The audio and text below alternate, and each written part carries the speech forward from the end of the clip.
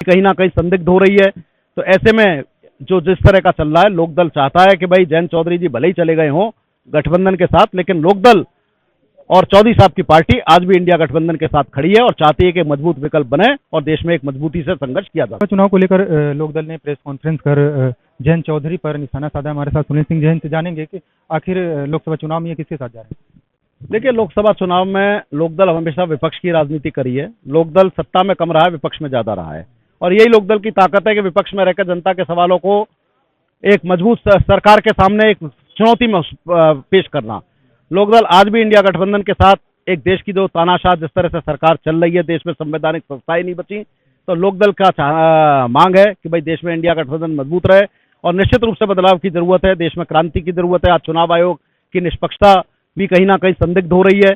तो ऐसे में जो जिस तरह का चल रहा है, लोकदल चाहता है कि भाई जयंत चौधरी जी भले ही चले गए हों गठबंधन के साथ, लेकिन लोकदल और चौधरी साहब की पार्टी आज भी इंडिया गठबंधन के साथ खड़ी है और चाहती है कि मजबूत विकल्प बने और देश में एक मजबूती से संघर्ष किया जा सके। किसानों का जो मुद्दा है एमएसपी को लेकर, वो लगातार किसान जो है धरना दे रहे हैं, तो इसको लेकर आपकी पार्टी जो क्या किसानों के साथ? देखिए, हमारी पार्टी के आत्मा में, शरीर में, आंखों में, सांसों में सब तरफ किसान है।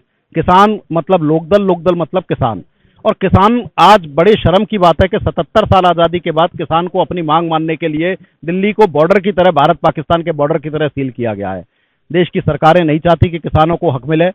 जब तक किसान को उसकी फसल का दाम नहीं मिलेगा, किसान के बच्चे खेती नहीं करेंगे। आप चुनाव के समय 6,000 रुपए बांट के किसानों को वोट बैंक के बना के खरीद सकते हैं, लेकिन किसान को हक की जरूरत है, एमएसपी की जरूरत है।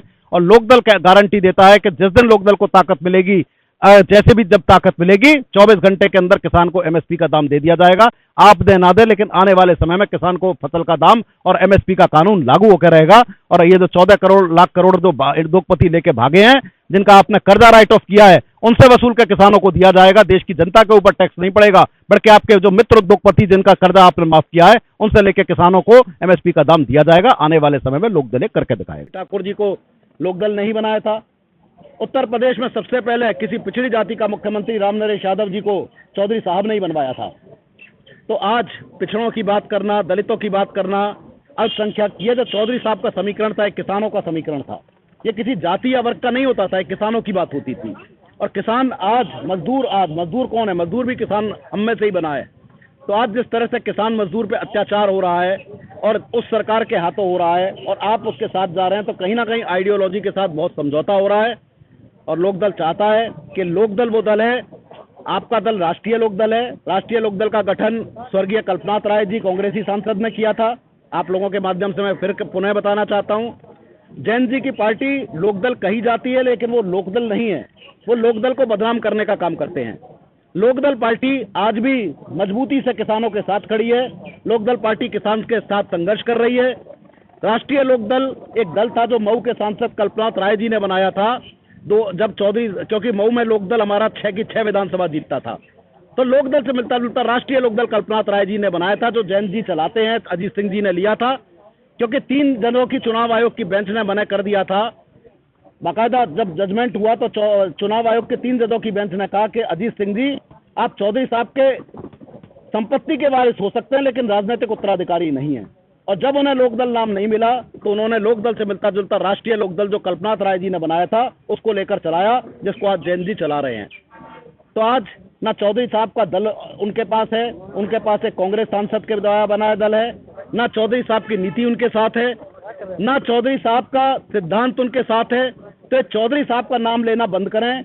आप जहां जाएं, हमारी शुभकामनाएं आपके साथ हैं। आप भाजपा में जाएं, आप एनडीए के साथ जाएं, आप कहीं जाएं, लेकिन कम से कम चौधरी साहब और लोकदल का नाम लेना बदनाम करना बंद करें, क्योंकि लोकदल सत्ता के साथ ऐसे किसान विरोधी समझौते नहीं करता, नौजवान विरोधी समझौते नहीं करता। लोकदल का मानना होता है, आज किसान क्या मांग रहा है बॉर्डर पर बैठ के? एमएसपी की गारंटी मांग रहा है। वो अग्निवीर योजना ने पूरी की पूरी तरह समाप्त कर दी, जो भी कारण रहा हो पेंशन समाप्त करने के लिए। तो ये चौधरी साहब की आइडियोलॉजी नहीं थी। चौधरी साहब की आइडियोलॉजी इस तरह की नहीं थी। आज बहुत से मुद्दे हैं ऐसे जहां चौधरी साहब की आइडियोलॉजी की बात आज करी जा रही है। चौधरी साहब को भारत रत्न देने की बात करी जा रही, पूरी घोषणा कर दी गई है। हम लोग भी चाहते थे चौधरी साहब को भारत रत्न मिले, हम लोगों ने भी बहुत मांग करी है। लेकिन भारत रत्न के लिए जिस तरह से चौधरी साहब की आइडियोलॉजी की बात उनके परिवार ने करी, वो कहीं ना कहीं बहुत गलत है। और भारत रत्न के एवज में जिस तरह से वो सत्ता के साथ गए और कह रहे हैं कि अब मैं किस मुंह से बाहर निकलूं, अब तो मैं किस मुंह से मना करूं। लोकदल ने बहुत मांग करी चौधरी साहब को भारत रत्न दिया जाए, हम लोगों ने भी मांग करी भारत रत्न दिया जाए, और हमें लगा था कि पिछला किसान आंदोलन खत्म होने के बाद शायद ये सरकार को जग जाएगी। लेकिन आज जिस तरह से किसान आंदोलन में कल किसान शहीद हुए, आज भी शंभू बॉर्डर पर किसान बैठे हुए हैं, दिल्ली के विभिन्न बॉर्डरों पर किसान बैठे हैं, और जिस तरह से किसानों के ऊपर अत्याचार हो रहा है, आज सवाल उठता है कि 800 से ज्यादा किसान पहले शहीद हो चुके हैं और किसान शहीद हो रहे हैं। तो क्या ऐसे में चौधरी साहब ऐसी सरकार से क्या भारत रत्न ऐसे माहौल में लेना पसंद करते? चौधरी साहब का कद भारत रत्न से कहीं ऊंचा है। भारत रत्न जिस तरह से बांटा गया है पिछले दिनों, चौधरी साहब का कद भारत रत्न से बहुत ऊंचा है। ऐसे में जिस तरह से भारत रत्न के नाम पर समझौते किए गए हैं, सत्ता का साथ दिया गया है, तो वो कहीं ना कहीं चौधरी साहब की आइडियोलॉजी नहीं है। और आज शायद चौधरी साहब होते तो वो कहते कि आज ये भारत रत्न अगर ऐसी सरकार के हाथ से मिलेगा तो शायद भारत रत्न भी चौधरी साहब लेना पसंद नहीं करते, जिस तरह से किसानों पर अत्याचार हो रहा है। तो आज जो चल रहा है देश में, किसानों की बात जो हो रही है देश में, जिस तरह से किसानों पे अत्याचार हो रहा है, जिस तरह से बात करी जा रही है, जिनके पोते आज केंद्र सरकार, जिनके नाती आज उसमें हरियाणा सरकार में किसानों के ऊपर गोली चला रहे हैं दुष्यंत चौटाला जी, और चौधरी साहब के नाती केंद्र सरकार के साथ गए हैं। तो आज आइडियोलॉजी की बात नहीं हो रही चौधरी साहब या देवीलाल जी की। देवीलाल जी लोकदल के नेता थे, मुलायम सिंह जी, कर्पूरी ठाकुर जी जिनको भारत रत्न दिया गया वो भी लोकदल के नेता थे। इस देश की किसानों के लिए मंडियां बनाई, जहां किसानों को एमएसपी का भाव मिलना हुआ शुरू, और आज उस मंडियों को समाप्त करने के लिए केंद्र की सरकार 3 काले कानून लाई 2020 में, जिसमें 11 महीने तक किसान बैठा रहा, और 2.5 साल उसके बीतने के बाद भी, 2 साल से ज्यादा होने के बाद भी, जब एमएसपी को कानून नहीं बनाया गया जो केंद्र सरकार ने कहा था, तो किसान पुनः आंदोलन के लिए आ रहा है। तो चौधरी साहब की जो आइडियोलॉजी थी वो किसान को मंडी के माध्यम से फसल का दाम दिलाने की थी, एमएसपी दिलाने की थी। ये चौधरी साहब की आइडियोलॉजी थी। चौधरी साहब की आइडियोलॉजी थी कि देश के खुशहाली का रास्ता खेतों खलिहानों से होकर गुजरता है। जैसे जैसे देश का किसान खुशहाल होगा, अगर गांव खुशहाल होगा तो देश खुशहाल होगा। लेकिन ये जो सरकार है जो 3 काले कानून लाई, उसमें कहीं ना कहीं किसानों की जमीन को भी अस्तित्व को खतरा हो रहा था, और पूरी के पूरी अडानी अंबानी की जो सरकार जिस तरह से काले कानून लाई थी, तो उसमें किसानों की जमीन को भी खतरा था।